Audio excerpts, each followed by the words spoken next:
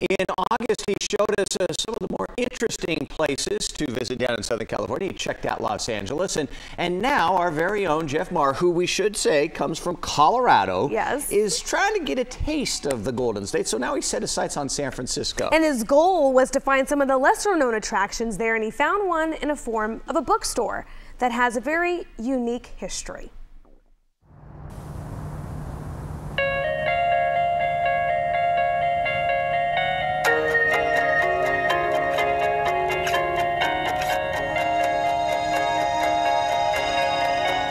A hazy morning in the Bay.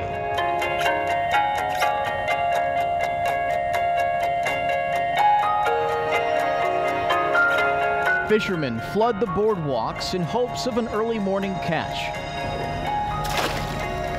Boats pass beneath the Bay Bridge, and whether you're new to California like me or you've spent your whole life around them, the bridges and cityscape of San Francisco are always a marvel to witness. But I knew there was more to the city than just what ends up on postcards, so I took a walk, heading up a few steep hills and down a couple of more, and wandered into a bookstore, but not just any old bookstore, City Lights.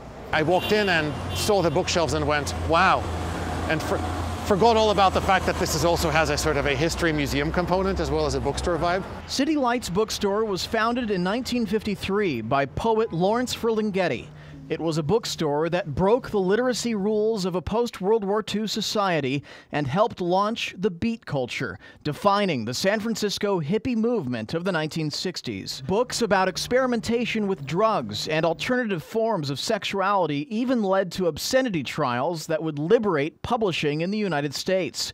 A banned books section still exists today, along with some strange titles, like Aliens in the Prime of Their Lives, How to Live Safely in a Science-Fictional Universe, The Acid House, The Electric Kool-Aid Acid Test, and The Hermaphrodite. I took special interest in a book titled Sigmund Freud Eats a Hot Dog, and quickly moved on to the poetry room upstairs. This is such a cultural experience, even because, you know, having lived in Dallas for 2 years already, I come here and I remember that I'm in San Francisco because of places like this bookstore. With so many bookstores going out of business because of people buying books online nowadays, customers at City Lights say it's a good thing that this store and all of the history that comes with it continues to survive.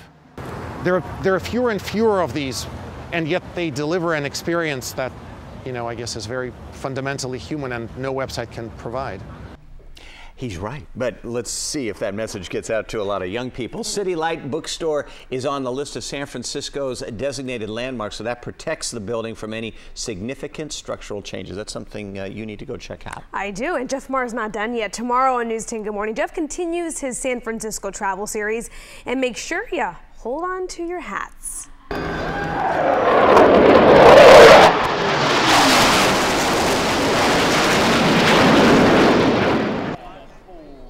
Jeff is right there as the Blue Angels put on a spectacular show flying over the city by the bay. Yeah, Jeff was lucky enough. He was in San Francisco during the famed Fleet Week, so he's going to have some of that for us tomorrow. And he's also going to show us something that he found inside an old World War II era hangar on Treasure Island. This is something that a lot of locals don't even know about, so you need to check this out.